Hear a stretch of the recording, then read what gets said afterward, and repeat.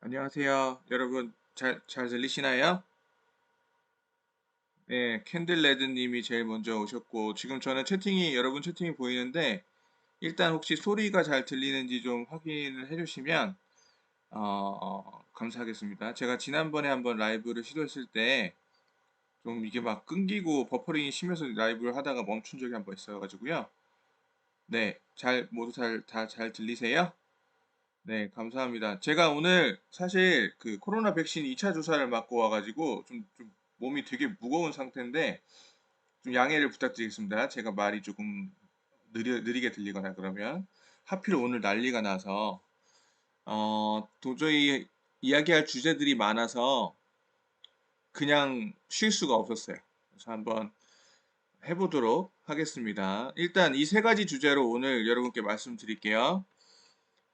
세 가지 주제 어떤 주제냐면 일단 누누 감독 조기 경질을 부른 결정적인 한 장면. 여러분 아마 다들 누누 감독이 조만간 경질될 것 같다라는 예상은 하셨겠지만 사실 이렇게 빨리 될 거라고는 예상을 못했어요. 사실 솔직히 저는 그래서 그 장면에 대해서 말씀드리고 그 다음에 콘테 감독이 만약에 온다고 하면 지금 이미 협의 중이라는 이야기들이 있습니다. 그래서 과연 온다면 토트넘과 어울릴까에 대한 제가 전문가의 의견을 소개를 해드리고 그 다음에 과연 지금 이 포체티노 감독 경질부터 시작해서 새 감독 이 모든 일들이 감독만의 잘못인가에 대한 이야기를 마지막으로 짧게 한번 해보도록 하겠습니다. 네, 잠시만요. 일단 여러분 이 주제부터 먼저 말씀드릴게요. 제가 토트넘 그 누누 감독에 대해서는 사실 여러분 네, 감사합니다. 제가 요런 거를 받아본 적이 별로 없어가지고 아직 민망하긴 한데 정말 감사합니다. 제가 여러분 아마 제 채널을 꾸준히 보시는 분들은 제가 누누 감독 기자회견을 정말 거의 한두 번 빼놓고는 다 들어갔어요, 지금까지. 그래서 누누 감독 그리고 첫 달에는 이달의 감독상을 받기로 했었죠. 그래서 누누 감독의 시작도 좋았고, 그다음에 누누 감독의 어떤 그런 차분한 스타일, 어, 들이 되게 좋은 평가를 받은 적도 분명히 있었어요. 여러분 기억나시는 분들이 있을 거라고 생각이 들어요. 그런데 지금 계속 9월, 10월 들어서 흐름이 안 좋다가 최종적으로 이 누누 감독이 요즘에 그 지난 맨유 경기에서 지금 우리 주 첫 번째 주제죠.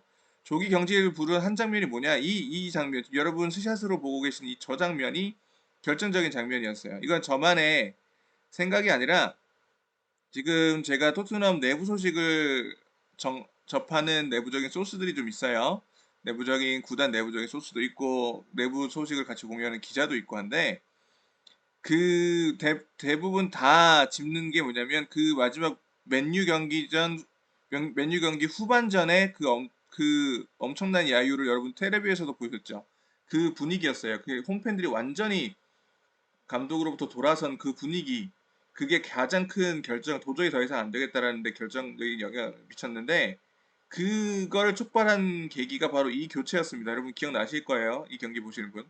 저도 저 교체를 보고 전 사실 정말 웬만해서는 직접적으로 이렇게 저게 뭐냐 이런 식으로 비판을 잘 안 하는데 공개적으로 네 제가 저걸 보자마자 저건 거기서 모우라를 뺀다는 게 무슨 상황이냐 도대체 지금 지고 있고 모라가 사실 맨유전에서 제일 잘하고 있었거든요. 사실 최근 토트넘에서 가장 그래도 꾸준히 좋은 인상적인 모습을 보여주고 있던 선수 중에 한 명이 모우라인데 거기서 모우라를 빼자마자 그 홈팬들이 모두 그 감독에 대해서 자기 감독한테 야유를 보내는 모습을 보고 이 사진들이 이건 도저히 더 이상 가망이 없다. 이건 도저히 안 되겠다. 더 이상 이렇게 가서는 안 되겠다라고 그게 가장 큰 결정적으로 결심을 하게 된 한 요인이었다라는 소식을 제가 전해 들었습니다.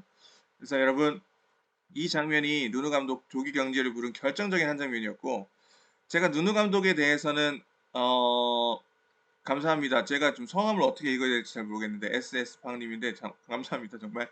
네, 제가 누누 감독에 대해서 여러분 제가 나중에 한번 따로 다룰 거예요. 뭐 시간을 내서 꼭 라이브가 아니더라도. 그런데 여튼 누누 감독도 강점도 있고 했지만 토트넘과는 맞지가 않는 감독이었습니다. 확실하게 처음부터 맞는 감독이 아니었고 맞지 않는 팀에 맞지 않는 감독이 와서 하다 보니 자기 강점도 발휘를 하지 못하고 이렇게 됐던 게 정말 안타깝지만 이렇게 됐던 것이라고 생각을 하고요.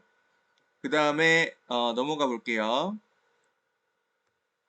그 다음에 콘테 감독이 만약에 온다면 지금 여러분 콘테 감독은 사실 지금 여러분도 이미 다들 보셨을 거라고 생각해요. 뭐 맷 로우 기자도 시작해서 여러분 맷 로우 기자가 사실 지금 누누 감독이 곧 경질될 수도 있다라는 소식을 제일 처음 기사로 썼던 알렸던 기자죠. 손흥민 선수와 재계약 에 대해서도 가장 먼저 알았던 기자가 맷 로우 기자예요. 맷 로우 기자 포함해서 지금 이탈리아의 유력한 기자들도 다 콘테 감독이 지금 토트넘과 논의 중이고 마지막 결정만 남았다. 이렇게 이야기를 하고 있어요. 그래서 콘테 감독이 올 가능성이 상당히 있다. 이렇게 볼 수가 있고 더 중요한 거는 여러분, 더 중요한 건 여러분이 더 궁금한 것은 콘테가 오는 거는 좋은데 그래서 콘테가 와서 토트넘과 잘 어울릴까? 그게 문제일 것 같아요. 그쵸? 지금 콘테라는 감독 이름값만 보고 데려올 게 아니라 아직 오피셜 나온 거 아닙니다. 콘테 감독 아직 아니에요. 물론 오피셜이라는 게 갑자기 뜰 수도 있어요. 오늘 제가 소식 전해드렸던 것처럼 갑자기 뜰 수도 있지만 일단 아직 오피셜은 아니지만 콘테라는 감독이 왔을 때 토트넘에 잘 어울릴 것인가가 더 중요한 문제인데 그것에 대해서는 제가 이렇게 소개를 해드릴게요. 여러분 콘테 감독이 첼시를 이끌 때 여러분 여기서 첼시 소식도 잘 챙겨보시는 분들은 니자르 킨셀라 기자를 아실 거예요. 니자르 킨셀라 기자 제가 축구팬 여러분들이 어떻게 정확히 어떻게 부르시는지는 저도 뭐 정확히는 모르겠지만 제가 알기로 뭐 1티어 기자로 인정을 받는 기자 중에 한 명으로 알고 있습니다. 첼시. 지금 이 니자르 킨셀라 기자가 저하고는 동료이자 친구예요. 제가 영국에서 취재할 때 골닷컴에서 취재할 때 골닷컴 니자르 킨셀라 기자가 골닷컴 첼시 기자다 보니까 같이 첼시 기자 취재도 하고 첼시 경기 취재도 하고 했었는데 여튼 니자르 킨셀라 기자한테 제가 연락을 해서 그 부분에 대해서 한번 확인을 해봤습니다. 그 내용을 소개를 해드리자면 자 일단 니자르 킨셀라 기자는 제가 물어봤어요. 그래서 콘테 감독이 토트넘에 어울릴 거라고 생각하냐? 니자르 킨셀라 기자의 의견입니다. 어, 원문하고 번역을 제가 같이 놨는데 일단 콘테는 언제나 옳은 선택이다. 언제나 옳은 선택이고 엄청난 감독이다. 라고 이게 좋은 선택일 거라고 말을 하고 단 콘테 감독이 장기적으로 머물지는 않을 수도 있다라고 말해서 이것도 여러분도 아마 해외 축구를 소식을 계속 챙겨 보시는 분들은 다 아시는 어떻게 보면 조금은 다들 짐작할 수 있는 내용이죠. 콘테 감독이 한 팀에 특히 최근에 보면 한 팀에 오래 머물지는 않을 수도 있다라는 것은 예상이 가능한 부분인 것 같고 그 다음에 또 한국 축구 팬분들이 특히 더 관심을 갖는 부분은 손흥민 선수 네, 뭐 케인, 손흥민 선수 호흡이 어떻게 될 것이냐, 이 선수들을 활용을 어떻게 할 것이냐라는 부분인데 니자르 기자는 그렇게 이야기를 하더라고요. 콘테 감독은 케인하고 손흥민을 코스타하고 아자르를 그가 첼시에서 썼을 때처럼 잘 쓸 것 같다. 두 선수를.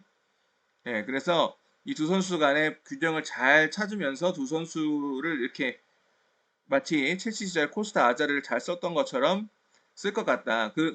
또 동시에 손흥민과 케인이 있다는 것이 콘테 감독이 토트넘을 선택하는데도 하나의 매력으로 다가올 수가 있을 것 같다. 이런 의견을 줬어요.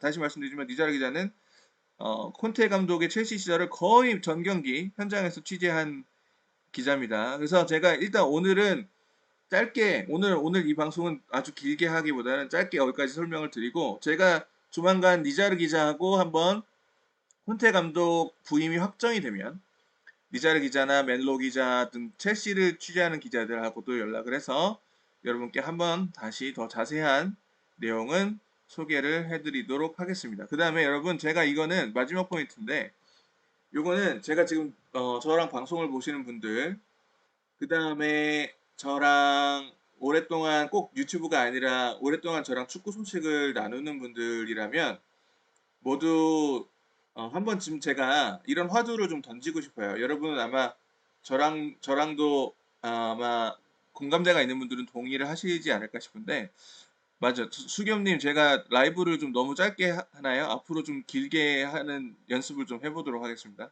제가 아직도 유튜브 라이브가 좀 서툴러서 죄송해요. 그리고 제가 지금 아까 말씀드렸는데 제가 오늘 그 코로나 2차 백신 맞았다고 했잖아요. 지금 방송을 하고 있으니까 좀 머리가 아플라 그래요, 지금. 그래서 오늘 조금 짧아도 양해해 주시고 제가 앞으로 좀 더 갈수록 라이브를 좀 더 자주 하고 길게 할 수 있도록 노력을 해볼게요.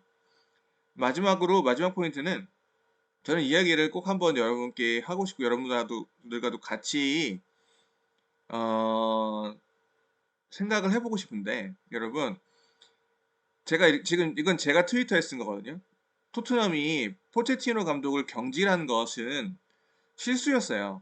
완벽한 실수. 지금까지 흘러가는 흐름을 보면 토트넘이 포체티노 감독을 경질한 후에 좋아진 부분이 있을까요? 딱히 없어요. 사실 오히려 시간을 낭비하고 돈도 낭비했다라고 보는 것이 더 현실적인 것 같아요. 전 지금도 이거 예전에 게리 리네커가 그런 얘기를 했습니다. 포체티노가 경질당했을 때 게리 리네커가 잘해보라고 니들 아무리 해도 이거는 포체티노 이상의 감독을 데려올 수가 없을 거다. 이렇게 얘기한 적이 있는데 전 지금도 그렇게 생각해요. 왜 포체티노냐? 이게 정말 제가 한번 따로 다루고 싶은데 지금 여기서 잠깐 말씀드리면 왜 포체티노냐?